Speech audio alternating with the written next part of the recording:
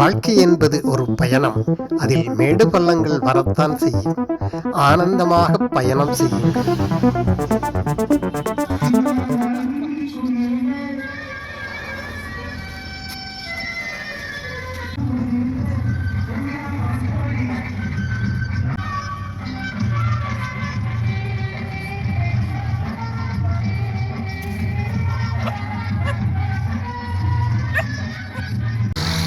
திருவேடகம் விவேகானந்தா கல்லூரி குலபதி ஸ்ரீமத் சுவாமி அத்தியாத்மானந்தா அவர்களுடன் எறையூர் பெரம்பலூர் போயிட்டு வரும் வழியில் திருச்சி பைபாஸ் ரோட்டை ஒட்டியே 99 கிலோமீட்டர்ஸ் 99 கிலோமீட்டர்னு ஒரு ஹோட்டல்.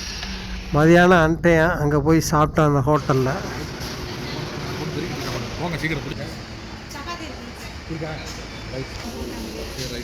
நல்லா சூடாக சப்பாத்தி இருந்துச்சு. சப்பாத்தி சாப்பிட்டோம். அதுக்கப்புறம் முடக்கத்தான் தோசை. ஒரு தோசை 100 ரூபா. நம்ம முடக்கத்தான் தோசையெல்லாம் ஈஸியாக வீட்டில் செய்யலாம். எங்கே செய்ய போகிறோம்? இந்த மாதிரி செஞ்சு வச்சுருந்தா காசை கொடுத்து சாப்பிட்றோம். நல்லா இருந்துச்சு, சூப்பராக இருந்துச்சு.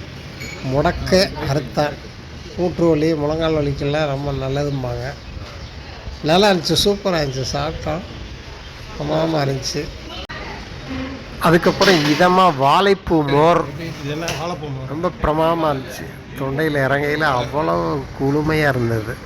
திருச்சி சென்னை 4 வழிச்சாலையில் இந்த ஹோட்டல் இருக்குது. ரொம்ப ஃபேமஸாக இருக்குது இந்த ஹோட்டலு. நல்லாவும் இருக்குது, சாப்பிட்றதுக்கு கொஞ்சம் இதமாக இருக்குது.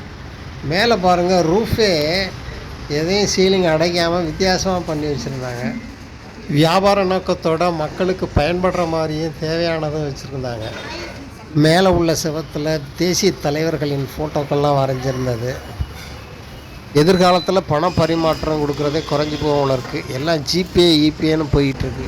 நூலகங்கள் மாதிரி புத்தக விற்பனையும் நடக்குது. இங்கே வெளியில் செப்பு பாத்திரத்தில் குடிநீர் வச்சுருந்தாங்க.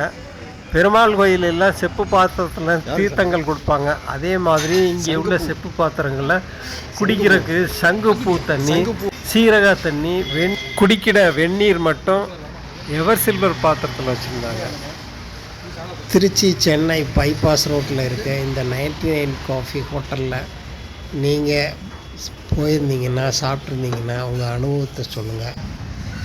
வியாபார நோக்கத்தோட மக்களுக்கு பயன்படுற மாதிரி தேவையானதை இங்கே வச்சுருக்காங்க.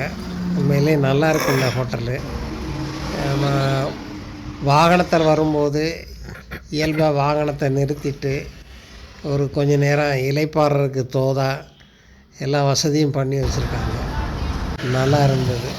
ஆனந்தமாக சாப்பிட்டுட்டு கொஞ்சம் நேரம் வந்து அந்த உற்சாகப்படுறதுக்காக மாலை நேரத்தில் அந்த ஆதவன் விடைபெறும் நேரத்தில் இதமாக இருந்தது இந்த பயணம். ஜூம் பண்ணு.